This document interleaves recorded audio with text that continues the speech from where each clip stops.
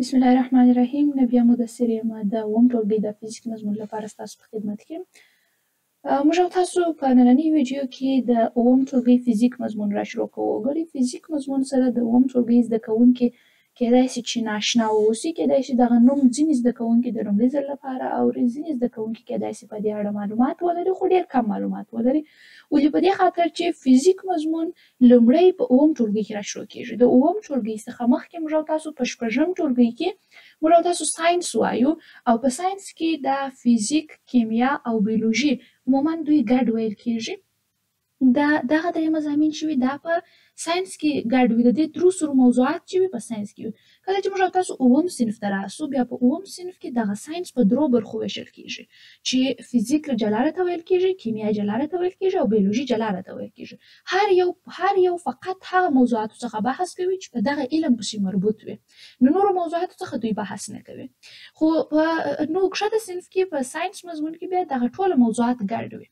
نو نن موږ او تاسو راځو د اووم ټولګي فزیک مضمون را شروع کوو. نو دا چې موږ اوس لومړی فزیک را شروع کوو، د اووم ټولګي فزیک دی، نو واضح خبره ده چې موږ به د فزیک د نوم سره همدارنګه د فزیک د علم د چې دا په څه اړه بحث کوي، د دې اصلي موضوعات چې دي، د دې سره کیدای شي چې ډېره بلدتیا ونه لرو. نو په همدې خاطر به موږ او تاسو لومړی د فزیک د پیژندګلوي څخه را شروع کوو. لومړی به دا زده کوو چې د ساینس څخه دغه فزیک خپله د ساینس کومه برخه ده او دغه څخه وروسته فزیک کوم علم دی، پر څه شي باندې بحث کوي، د دې اساسي د بحث موضوعات کوم موضوعات دي، پر دا ټولو باندې موږ او تاسو بحث وکړو. او د ننني لوست په پای کې به تاسو په دې په مکمل ډول سره پوه سئ چې فزیک کوم علم دی او د کومو موضوعاتو څخه بحث کوي او زموږ او ستاسو په ژوند کې څومره اهمیت لري. راځو د اووم ټولګي فزیک مضمون. د دې نه مخکې چې موږ د فزیک تعریف ووایو، لومړی راځو دا زده کوو چې دغه فزیک په خپله د ساینس څخه ما تاسو ته ویلی چې دا په خپله څه شی دی، د ساینس څخه لاسته راغلی دی یا دا په خپله د ساینس یوه برخه ده. نو لومړی راځم تاسو ته دا درښیم چې فزیک د ساینس برخه ده، نو دغه فزیک چې دی دا د ساینس په کومې برخې پسې مربوط دی. عموما ساینس چې دی دا په دوو برخو باندې سره کم سوی دی، په دوو برخو باندې ویشل سوی دی. یو چې دی طبي علوم دی، صحیح دی. طبي علوم د خپل نوم څخه معلومیږي چې دا به عموما د طبیعت علوم وي. یو چې دی طبي علوم دی او دوهم چې دی هغه ټولنیز علوم دی. یو موږ څه شي لرو، یو طبي علوم لرو او دوهم چې دی هغه ټولنیز علوم لرو.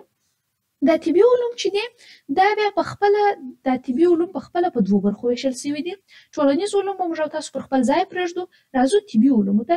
طبي علوم چې دي دا بیا په خپله په دوو برخو ویشل سوي دي. یو چې دی په دې کې هغه حیا علوم دی، صحیح دی. یو چې دی حیا علوم دی او همدارنګه بل چې دی هغه غیر حیا علوم دی. حیا علوم او همدارنګه غیر حیا علوم. په دې کې د حیا علوم چې دی حیا په خپله د ژوندي معنا لري، صحیح دی، چې یعنې د ژوندي موجوداتو څخه به بحث کوي.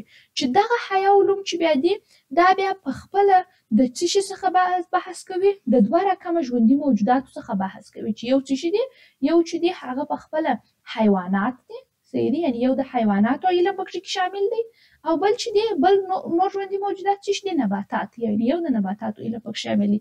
چې د حیواناتو علم چې دی دې ته په خپله څه ورته ویل کېږي، زولوجي ورته ویل کېږي، او همدارنګه د نباتاتو علم چې دی دې ته په خپله بوتاني ویل کېږي، صحیح دی. دا هغه څه چې دا په حیا علومو کې دي. همدارنګه که چیرې موږ غیر حیا علومو ته راسو، نو دا غیر حیا علوم چې دي دا هم بیخي ډېر ډولونه لري، څو ډولونه لري. د دغه ډولونو څخه زه تاسو ته یو څو دانې رااخلم چې د هغه د جملې څخه مثلا لومړی څه شی دی، مثلا یو چې دی هغه فزیک دی د غیر حیا علومو څخه، یعنې چې هغه علوم چې هغه د غیر ژوندي موجوداتو څخه بحث کوي، د هغو څخه لومړی چې دی هغه څه شی دی، فزیک دی. همدارنګه دویم څه شی دی، دویم مثلا کیمیا ده، صحیح دی. او دریم د مثال په توګه د ستورو پیژندنه ده. د ستورو پیژندنې کوم علم چې دی هغه هم په څه شي کې راځي، په غیر حیا علومو کې راځي، صحیح شو. دا د ساینس هغه لنډه طبقه بندي سوه، خلاصه لنډه طبقه بندي ده. اوس نو د ساینس د دغه طبقه بندي څخه موږ ته معلومیږي چې ساینس د فزیک چې دی هغه په طبي علومو کې راځي او په طبي علومو کې د غیر حیا علومو کې فزیک شاملیږي. اوس دغه فزیک په خپله څه شي دی؟ د فزیک علم د څه شي څخه بحث کوي؟ فزیک پر څه شي باندې راڅرخي؟ د فزیک اساسي موضوعات څه شي دي؟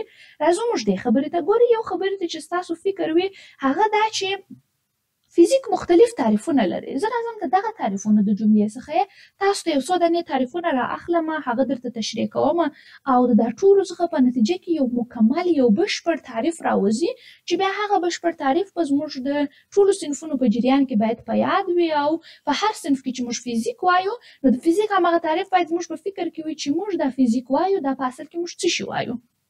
راځو د فزیک لومړنی تعریف ته. د فزیک لومړنی تعریف داسې دی وایي فزیک د کمیتونو د اندازه کولو علم دی. د کمیتونو د اندازه کولو علم دی. هر کمیت چې دی هغه چې موږ اندازه کوو د هغه مقدار راباسو دا د فزیک علم دی. د فزیک په واسطه سره راایستلی سو. دغه موضوع په فزیک کې څېړل سوې ده. د دغې موضوع مکمله ټوله تشریح په فزیک کې ده. اوس دلته پوښتنه پیدا کېږي دا چې ستاسو لومړنی کال دی نو واضح خبره ده چې زیاترو شاګردانو ته پوښتنه پیدا کېږي چې دا کمیت بیا چېرته ویل کېږي. راځم دا کمیت هم تاسو ته در پېژنم. ګورئ کمیت موږ وایو چې هر هغه شی چې هغه د اندازه کولو وړتیا لري. صحیح دی؟ هر هغه شی چې د څه شي وړتیا ولري؟ د اندازه کولو وړتیا ولري. د اندازه کولو وړتیا ولري هغه ته څه ویل کېږي؟ کمیت ورته ویل کېږي. یعنې هر هغه شی چې هغه څه شی وي، هر هغه شی چې هغه د اندازه کولو وړتیا په ځان کې لري دې ته څه ویل کېږي؟ دې ته کمیت ویل کېږي. د مثال په توګه سره مثلا یو مثال یې زه درته راخلم، مثلا طول دی. اوس طول تاسو وګورئ، طول یا په پښتو کې البته بل اصطلاح کې موږ څه ورته وایو؟ اوږدوالی. طول یا هم اوږدوالی. اوس اوږدوالی چې دی دا یو کمیت دی. ولې؟ ځکه اوږدوالی د اندازې وړ دی. دا د اندازه کولو وړتیا لري. که زه د مثال په توګه سره د صنف اندازهګیري د صنف اوږدوالی اندازه کوم دغه اوږدوالی چې دی دا اندازه کېږي. دغه قابلیت دا په ځان کې لري چې دا دې اندازه سي. نو دې ته څه ویل کېږي؟ دې ته کمیت ویل کېږي. همدارنګه د مثال په توګه سره مثلا موږ طول یا اوږدوالی چې دی دا مثلا په متر سره اندازه کوو. زه وایم چې د مثال په توګه سره مثلا د دغه ځای څخه تر دې ځای پورې دا فاصله چې ده دا 2 متره ده. دا فاصله څه شي ده؟ 2 متره ده. اوس دلته دغه ځای چې دغه اوږدوالی چې دی دا د اندازې وړ سو. دا توانایي لري، دا وړتیا په دې کې شته چې موږ یې اندازه کړو. نو اوږدوالی ته څه ویل کېږي؟ یو کمیت ویل کېږي. ګورئ متر ته کمیت نه ویل کېږي، دا اوږدوالی چې د اندازې وړ دی دغه ته کمیت ویل کېږي. بل بیا مثلا د مثال په توګه سره کتله ده. مثلا څه شی لرو؟ کتله ده. کتله چې ده دا هم د اندازې وړ ده. کتله یا مثلا وزن چې دی دا هم د اندازې وړ دی. موږ یو شی پورته کړو په لاس کې، مثلا وایي دا سپک دی. دا یو اندازه سوه په اصل کې. مهمه دا نه ده چې زه وایم چې دا 2 کیلوګرامه دي، هغه خو بیا هغه علمي اندازه یې سوه چې موږ په علمي ډول سره د دوی مقدار وایو. اوس که زه یو شی پورته کوم دا سپک دی، یا بل شی بیا پورته کوم دا دروند دی. اوس دا یو شی چې زه پورته کوم چې دا سپک دی یا دا دروند دی، دا زه د خپل توانایي ته په کتو سره زه وایم چې دا شی دروند دی دا شی سپک دی. صحیح دی؟ کیدای شي یو بل څوک بیا هغه شی هغه څه ته چې زه دروند وایم یو بل څوک یې پورته کړي هغوی ته سپک معلومیږي، یا هغه شي ته چې زه سپک وایم یو بل څوک کوچنی یې پورته کړي هغه ته کیدای شي دروند معلومیږي. نو دغه بیا څه شی سوی؟ نظر یو شي ته نظر هغه ته بیا موږ څه شی وایو؟ هغه ته بیا راځو په علمي ډول سره بیا هر یو خپل واحد لري چې نظر واحد ته کتل کېږي. مثلا یو شی نظر یو واحد ته غټ وي، نظر بل واحد ته بیا څه رقم وي؟ کوچنی وي. خو هغه واحدات او اندازهګیري ته موږ او تاسو راځو. اوس کتله یا وزن چې ده دا هم د اندازې وړ دی. موږ یو شی مثلا په لاس کې پورته کړو، موږ ویلی سو چې دا دروند دی او که سپک دی، نو دا خپله څه شي سو؟ د اندازې وړ شی سو. د اندازې وړتیا پکښې کې ده، د اندازه کولو وړتیا پکښې کې ده. نو دې ته څه ویل کېږي؟ دې ته هم یو کمیت ویل کېږي. دا د فزیک څه شی سو؟ یو تعریف یې سو. راځو د فزیک یو بل تعریف ته. د فزیک یو بل تعریف داسې دی چې فزیک د مادې د ظاهري خواص او بدلونونه چې دي دا تر څېړنې لاندې نیسي. د مادې ظاهري خواص او بدلونونه دی چې شي کوي تر څېړنې لاندې یې نیسي. یعنې یو ماده چې ته ویل کېږي. اوس په ډېرو کسانو ته دا پوښتنه پیدا سوې چې ماده چې ته ویل کېږي. مادې ته هم راځم خو د هغه تر مخه یو وارې د تعریف درته تشریح کوم. ماده چې ده خپله شیانو ته ویل کېږي. کومو شیانو ته ویل کېږي درته وایم. یعنی یو خو چې دی هغه باطني تغییر دی چې په یو شي کې داسې تغییر راسي چې هغه په مکمل ډول سره بل شکل واخلي، بل رقم سي در سره، هغه خواص یې ټوله چینج سي. هغه تغییر چې دی هغه د کیمیا علم دی چې د هماغه تغییراتو څخه بحث کوي چې هغه د باطني تغییر دی. یو بیا داسې دی چې مثلا څه رقم تغییر وي ظاهري تغییر وي. څه رقم تغییر وي ظاهري تغییر وي. دا یعنی فقط په دې په جوړښت کې تغییر راسي. د مثال په توګه په ظاهري بڼه کې تغییر راسي. دا موږ چې ورته ګورو فقط دا کتل یې توپیر وکړي نو دغه ته بیا څه ویل کېږي؟ دې ته بیا ظاهري خواص ویل کېږي. ظاهري بدلونونه ورته ویل کېږي. دغه د ظاهري بدلونونه چې دي د شیانو هغه فزیک چې شي کوي د فزیک علم په هغه اړه بحث کوي. څنګه د دې مثال هم درته وایم. د هغه تر مخه یې راځم مادې ته. ماده څه شي ده؟ که چیرې مادې ته راسو نو داسې ویلی سو چې ماده موږ هر هغه شي ته ویلی سو. هر هغه شی چې هغه څه شي وي؟ هر هغه شی چې د انسان د 5 حسونو څخه د یو حس په واسطه حس سي هغه ته څه ویل کېږي؟ هغه ته ماده ویل کېږي. هر هغه شی چې شوی د انسان د 5 حسونو څخه د یو حس په واسطه هم حس سي یا ولیدل سي یا لمس وړ وي یا مثلا هغه د بوی وړ وي. دغه هر حس چې دی یا اوریدل کېږي یعنی هر هغه شی چې د انسان د 5 حسونو څخه د یو حس په واسطه سره دا څه رقم سي دا حس سي دې شي ته څه ویل کېږي؟ ماده ورته ویل کېږي. هر هغه شی چې د انسان د 5 حسونو څخه د یو حس په واسطه سره حس سي دې ته ماده ویل کېږي. اوس نو که د مادې یا د موادو په ظاهري جوړښت کې یعنی څه رقم چې د دوی فزیکل اپیرنس دی څه رقم چې دوی معلومیږي په هغه جوړښت کې تغییر راسي دغه تغییرات چې دي هم د فزیک په واسطه سره تر څېړنې لاندې نیول کېږي. صحیح دی؟ مثلا د دې مثال داسې در کوم. د مثال په توګه سره زه یو ورقه لرم د ځان سره. مثلا داسې شی دی فرض کړئ چې دا یو پیج ده یو ورقه ده یو صفحه ده د کتابچې. صحیح دی؟ دغه ورقه مې راواخیسته دلته پوره ورقه ده. زه دا ورقه راخلم د مثال په توګه سره په لاس کې داسې ټینګه نیسم دا سره ګونجي کومه یم یا د مثال په توګه سره نه هغه مثال به نور کوو. مثلا ولې په دې خاطر به نور کوو چې کیدای شي ستاسو سم سر نسي په خلاص. راځم مثلا دغه ورقه چې ده دا داسې یو غیچي راخلم دا ورقه داسې څه به کوم پرې کوم دغه برخه یې ځینې پرې کوم. اوس دغه برخه چې مې ځینې پرې کړله باره د ورقه سره کم معلومیږي. دا ورقه باره موږ ته په نتیجه کې داسې یو شکل اخلي. صحیح دی؟ وختي یې سره کم شکل و وختي یې مکمل شکل و. زه راغلم دغه خوا مې څپو کړه دا مې ځینې پرې کړه. دغه ورقې څخه چې مې دغه ځای پرې کړی نو دا ورقې فقط په څه کې تغییر راغلی؟ ورقه خپل خواص لري. هغه ورقه ده هغسې خط پرې لیکل کېږي په هېڅ چي کې تغییر نه دی راغلی فقط په ظاهري جوړښت کې تغییر راغلی. وختي داسې معلومېدل اوس داسې معلومیږي. یا که چیرې په لاس کې ګونجې کو نو ورقه بیرته خلاصه کړو. ورقه خو خپل هغه خواص لري فقط په ظاهري جوړښت کې تغییر راسي. دغسې بدلونونه چې دي دا د فزیک په واسطه سره تر څېړنې لاندې نیول کېږي. د فزیک دوهم تعریف دی. راځو د فزیک دریم تعریف ته. د فزیک دریم تعریف چې دی هغه داسې کولی سو چې فزیک چې دی هغه په خپله د 2 کلماتو څخه اخیستل سوی دی چې دا 2 کلمې چې شي دي یو چې دی فیوزیس دی بل فیزیکا ده. فیوزیس او فیزیکا.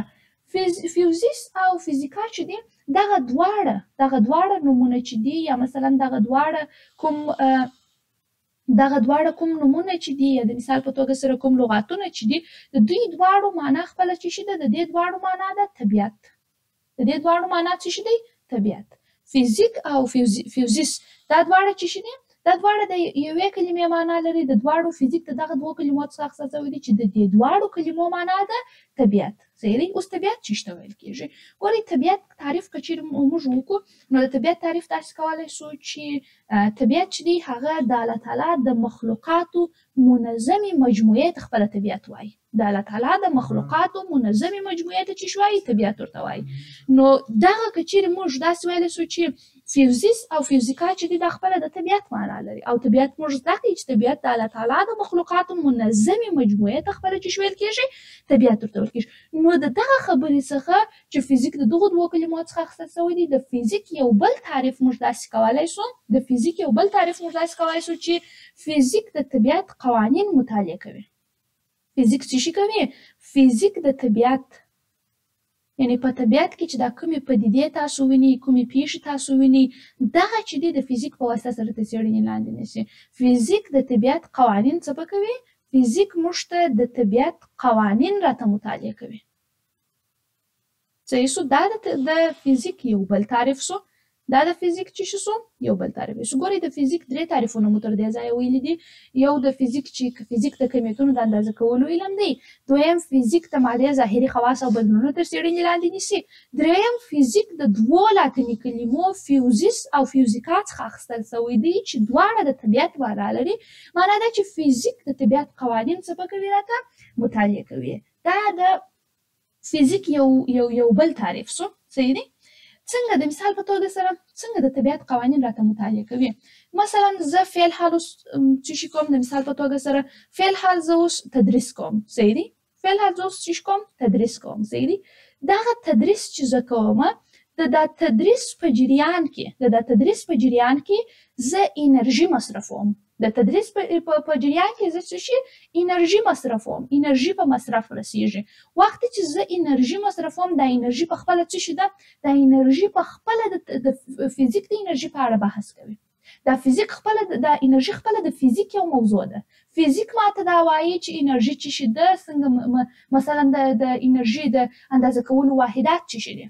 نو دلته موږ ګورئ په طبیعت کې چې هر کار سرته رسیږي هغه د فزیک سره کم کوي، راته بیانوي. د فزیک په واسطه سره موږ هغه کار کولی شو چې څه وکړو، مطالعه یې کړو، هغه کار وګورو، د هغه اساس باندې پوه سو.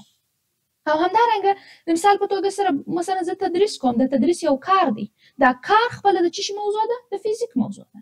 نو موږ داسې ویلی سو چې فزیک د طبیعت قوانین راته څه کوي، مطالعه کوي. دا د فزیک یو بل تعریف سو. که چیرې مثلا زه د فزیک یو اخرني تعریف ته راسم، نو د فزیک یو اخرنی تعریف موږ په داسې ډول سره کولی سو چې فزیک د مایکرو او ماکرو ذرات تر څېړنې لاندې نیسي. فزیک چې شي کوي، دا یعنې د فزیک دغه تعریف چې دی دا د فزیک د څلورم تعریف دی، یا مثلا داسې ویلی سو چې دا هم د فزیک یو له ډېر مهمو تعریفونو څخه دی. هغه څه شي دی، داسې ویلی سو چې د فزیک علم چې دی دا په خپله موږ ته چې شي کوي، ماکرو او همدارنګه مایکرو. یو ماکرو دی او بل څه شي دی، مایکرو. ماکرو او مایکرو ذرات دا څه په کوي راته، ماکرو او مایکرو ذرات تر څېړنې لاندې نیسي. ماکرو چې شته ویل کېږي، ماکرو چې دی دا په خپله غټو ذراتو ته ویل کېږي. ماکرو خپله چې ته ویل کېږي غټو ذراتو ته ویل کېږي. او مایکرو چې شته ویل کېږي، مایکرو چې بیا دی هغه بیا ډېرو کوچنیو ذراتو ته ویل کېږي. لکه مثلا په مایکرو ذراتو کې د مثال په توګه سره اټوم دی. اټوم ډېره کوچنۍ ذره ده چې هغه فزیک یې تر څېړنې لاندې نیسي، فزیک یې په اړه بحث کوي. بل بیا ماکرو ذرات دي، مثلا لکه د نور سرعت. د نور سرعت دا یو ډېر د نور سرعت په اړه کله چیرې موږ بحث کوو، یا مثلا د ځمکې د قطر په اړه بحث کوو، یا د لمر د قطر په اړه بحث کوو، یا د بلاک هول د قطر په اړه بحث کوو، یا د بلاک هول په اړه ګرسره بحث کوو عمومي، یا د ځمکې او د لمر په اړه موږ بحث کوو. دغه ټوله موضوعات چې بیا دي دا ټوله بیا ماکرو ذرات چې دا ټوله هم د فزیک په واسطه سره دا سره کم کېږي، تر څېړنې لاندې نیول کېږي. نو دا د فزیک یو له څلورم تعریفو څخه سو. یعنې دلته موږ او تاسو د فزیک څلور تعریفونه وویله چې دغه هر تعریف یې په خپل ځای کې صحیح او همدارنګه دا موږ استعمالولی سو د فزیک د تعریف په شکل سره. په عموم کې د فزیک تعریف داسې ویلی سو چې فزیک هغه علم، فزیک د طبیعت علم دی، یا فزیک هغه علم دی چې د طبیعت څخه بحث کوي. اوس دلته څنګه پر کومو شیانو یې بحث کوي، د دغه څلورو تعریفونو په جریان کې ما درته ویلي چې دا مثلا که اندازه کول وي هم په فزیک کې دي، که د مادې ظاهري خواص او بدلونونه تر څېړنې لاندې نیول کېږي هم په فزیک کې نیول کېږي. همدارنګه طبیعت قوانین هم ټوله فزیک راته مطالعه کوي. د ماکرو او مایکرو ذراتو په اړه هم فزیک بحث کوي. نو داسې ویلی سو چې فزیک د طبیعت علم دی چې هغه طبیعت څه کوي، موږ طبیعت په اړه موږ ته بحث کوي. او همدارنګه په طبیعت کې چې کومې پدیدې دي د فزیک په واسطه سره یې په اسانۍ سره پېژندلی سو، او په فزیک په واسطه سره په هغه کې خپل علم نور هم زیاتولی سو. دا د فزیک تعریفونه وه او د فزیک لنډه پېژندګلوي او د ساینس کټګوري وه. راځو د هغه څخه وروسته ځینې نور موضوعات دي چې مثلا د هغه موضوعات د جملې څخه کیفیت دی او واحد دی. دا یو له مهمو موضوعاتو څخه دی چې موږ او تاسو باید د درس په جریان کې وپېژنو. اوس ګورئ یو شی چې ما تاسو ته مخکې ویلی، ما تاسو ته یو شی مخکې ویلی، کمیت. یو کمیت دی، بل کیفیت دی. که زه د دوی انګلیسي نومان تاسو ته ووایم ممکن تاسو ته ډېر اسانه سي د دوی پېژندل. ګورئ که کمیت ته راسو، کمیت کوانټیټي ته ویل کېږي. کمیت څه ته ویل کېږي؟ کمیت کوانټیټي ته ویل کېږي او کیفیت څه ته ویل کېږي؟ کیفیت چې بیا دی هغه بیا کوالټي ته ویل کېږي. کیفیت بیا څه دی؟ کیفیت بیا کوالټي ته ویل کېږي. ګورئ کمیت اندازه کېدای شي. کمیت اندازه کېدای شي. کمیت هغه شی چې د اندازې وړتیا ولري هغه ته کمیت ویل کېږي. خو کیفیت هغه شی چې د اندازې یا د اندازه کېدو وړتیا ونه لري هغه ته څه ویل کېږي؟ کیفیت ورته ویل کېږي. هر هغه شی چې هغه نه اندازه کېږي هغه ته کیفیت ویل کېږي. لکه څه شي؟ لکه د مثال په توګه سره د یو انسان استعداد. د یو انسان څه شي؟ مثلا استعداد. زه د یو انسان استعداد موږ تاسې نشو اندازه کولی. د یو انسان استعداد موږ نشو اندازه کولی. د یو انسان د استعداد اندازه کولو لپاره واحد نشته. دا اندازه کېږي نه. دغه ځینې نور شیان دي مثلا چې هغه په چشم پسې اړه لري. مثلا هغه کیفیت یې د اندازهګیري وړ نه وي. نو هر هغه شی چې هغه د اندازه کېدو وړتیا ونه لري هغه ته کیفیت ویل کېږي، یا هر هغه څه چې د اندازه کېدو وړتیا ونه لري هغه ته کیفیت ویل کېږي یا کوالټي ورته ویل کېږي. او هغه هر څه چې بیا د اندازه کېدو وړتیا ولري هغه ته کوانټیټي یا کمیت ورته ویل کېږي. راځو یو بل شی چې تاسو باید وپېژنئ هغه واحد دی. واحد څه ته ویل کېږي؟ څو وارې ما تاسو ته مخکې وویله په کمیت کې چې مثلا 2 متره یا مثلا 4 کیلومتره یا د مثال په توګه سره 8 کیجي یا کیلوګرامه. دغه کیجي، دا کې ام، دا ام، دا متر، دا کیلومتر، دا کیلوګرام دا څه شي دي په اصل کې؟ دا په اصل کې څه شي دي؟ راځو د دې د پېژندګلوۍ دپاره چې د مثال په توګه سره دا څه شي دی، دا څه شي دی او همدارنګه دا څه شي دی.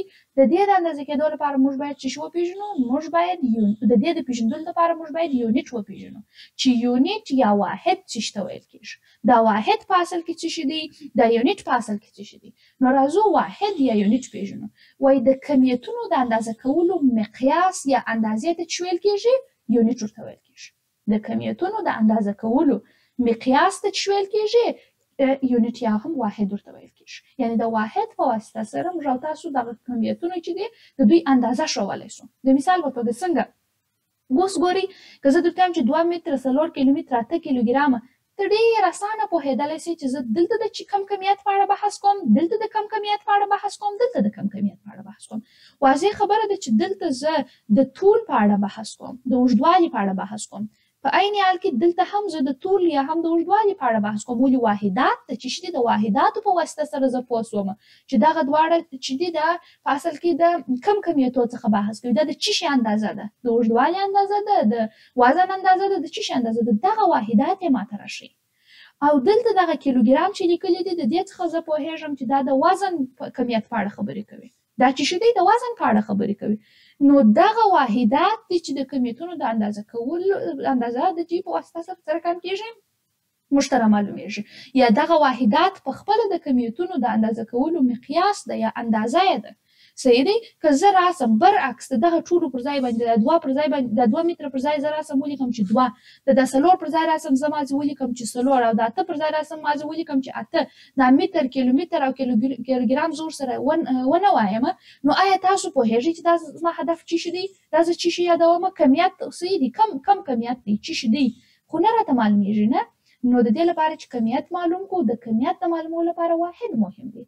که واحد چې د هر کمیت وو هغه بیا موږ ته ډېر په اساني سره دا څه رقم سره راته مشخصولی شي. نو واحد په خپله د کمیتونو د اندازه کولو هغه مقیاس ته ویل کېږي. دا څه شی وو؟ دا کیفیت او همدارنګه کمیت وو.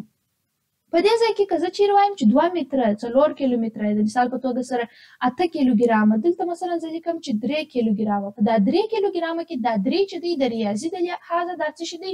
دا یو عدد دی. او د کیلوګرام چې دی دا یې څه شی سو؟ دا یو واحد سو. دا څه شی سو؟ دا یو واحد سو. دغه کمیت، دغه عدد او واحد چې دواړه سره یو ځای سي، دا عدد او واحد چې سره یو ځای سي ماته څه په لاس راکوي؟ په دغه وخت کې ماته کمیت په لاس راکوي. چې دا څه شی سو؟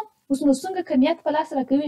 د دغه عدد او د دغه واحد څخه زه پوهېږم چې دا یو کم کمیت دی. څنګه کمیت دی؟ لکه دغه 3 کیجي چې نوشته دي د دې څخه زه اسانه پوهېږم چې دا څه شی سو؟ دا د وزن سو. که ساده 3 راته نوشته وي زه په کمیت نه پوهېږم چې دا اوس کم کمیت یادوي، د څه شي اندازه ده ده. خو که چیرې واحد ورسره ولیکئ دغه واحد ماته دا په لاس راکوي چې دا کم کمیت دی او څومره اندازه یې ده. مثلا که زه ولیکم چې 3 څه شي 3 کیلومتره دغه 3 کیلومتره کې دغه 3 چې دی دا د ریاضي له لحاظه بیا عدد دی او کیلومتر چې سو دا بیا څه سو یو واحد دی. دغه دواړه چې سره یو ځای سي دا ماته بیا خپل چې په لاس راکوي کمیت په لاس راکوي. کم کمیت په لاس راکوي. کیلومتر د څه شي واحد دی؟ کیلومتر د طول یا هم د اوږدوالي واحد دی. نو ډېر په اسانۍ سره زه پوهېدای سم چې دلته موږ د څه په اړه بحث کوو؟ د طول یا هم د اوږدوالي په اړه بحث کوو. دا و کیفیت او همدارنګه واحد او د دې ترڅنګ کمیت. راځم یو بله موضوع چې موږ او تاسو په ننني لوست کې د هغه څخه بحث کوو هغه د فزیک طبقه بندي ده. ګورئ د فزیک طبقه بندي زه تاسو ته په لنډ او خلص ډول سره راخلمه. څومره چې په اووم صنف کې باید تاسو زده کړئ په هماغه اندازه سره زه تاسو ته د فزیک طبقه بندي راخلمه. تاسو بیا هماغسې زده کوئ. ګورئ فزیک چې دی په عموم کې دا پر دوه برخو ویشل سوی دی. صحیح دی؟ یو چې دی هغه ته مثلا کلاسیک فزیک دی. یو چې دی هغه ته څه ویل کېږي؟ کلاسیک فزیک ورته ویل کېږي. او بل چې دی هغه ته معاصر فزیک ورته ویل کېږي. یو ته موږ کلاسیک فزیک وایو او همدارنګه دویم ته معاصر فزیک ورته وایو. کلاسیک فزیک او همدارنګه معاصر فزیک چې دی دا دواړه خپل څه لري؟ خپل ډولونه لري. مثلا کلاسیک فزیک چې دی دا بیا مثلا په درو برخو باندې ویشل سوی دی. صحیح دی؟ کلاسیک فزیک کې لومړی فزیک چې دی هغه میخانیک فزیک دی. یعنی میخانیک فزیک که چیرې تاسو وایاست هغه د کلاسیک فزیک برخه ده. همدارنګه دویم د کلاسیک فزیک دویمه برخه چې ده هغه الکترومغناطیس فزیک دی. الکترومغناطیس چې دی دا هم په کلاسیک فزیک پسې اړه لري. او دریم چې دی هغه په دریم ترموداینامیک فزیک دی. ترموداینامیک فزیک دا د څه شي برخه ده؟ دا ټوله د کلاسیک فزیک برخې دي. همدارنګه د معاصر فزیک برخو ته که چیرې راسو د هر یو بیا وایو چې د هر یو د څه په اړه بحث کوي. نو معاصر فزیک چې دی دا هم په دوه ډوله دی یا د مثال په توګه سره دوه برخې په دې کې شاملې دي چې یو چې دی هغه کوانټم فزیک دی. صحیح دی؟ یو چې دی دې ته موږ کوانټم فزیک وایو او دویم چې دی نسبیت فزیک. دا کوانټم فزیک چې دی دا په خپله د ذرو څخه یا ذرات چې دی په دې په اړه دی څه شي کوي؟ بحث کوي. او بل چې دی د نسبیت فزیک دی. صحیح دی؟ نسبیت فزیک چې دی دا بیا د سرعت څخه بحث کوي. د سرعت څخه څه شي کوي؟ بحث کوي. نو دغه چې سو د فزیک هغه لنډه طبقه بندي سوه چې یو کلاسیک فزیک دی بل معاصر یا ماډرن فزیک دی. په کلاسیک فزیک کې موږ تاسو میخانیک وایو، الکترومغناطیس وایو، ترموداینامیک وایو. او معاصر فزیک کې کوانټم او همدارنګه نسبیت چې دوی د څه څخه بحث کوي هر یو په جلا جلا ډول سره موږ تاسو وایو. دا د فزیک لنډه پیژندګلوي سوله. همدارنګه د ساینس طبقه بندي او د فزیک طبقه بندي سوه. نو د دې ویډیو په خلاصېدو سره موږ تاسو د همدغه درس پای ته رسیږي. انشاءالله چې راتلونکي درس کې به موږ تاسو د فزیک لومړنۍ موضوع چې هغه خپله اندازه کول دي، یعنې د فزیک د پیژندلو څخه وروسته لومړنۍ موضوع چې د هغه اندازه کول دي، هغه موضوع باندې به بحث کوو، هغه موضوع به زده کوو او همدارنګه د دې ترڅنګ به دغه فزیک ته دغسې په تدریجي ډول سره ادامه ورکړو. که چیرې تاسو هر مشکل لري، هر پوښتنه لري، کولی شئ په کمنټ باکس کې پوښتنه وکړئ. په راتلونکي ویډیو کې د هماغه پوښتنې جوابونه درته درکوم. نو تر بلې ویډیو پورې ښه ورځ او ښې چارې.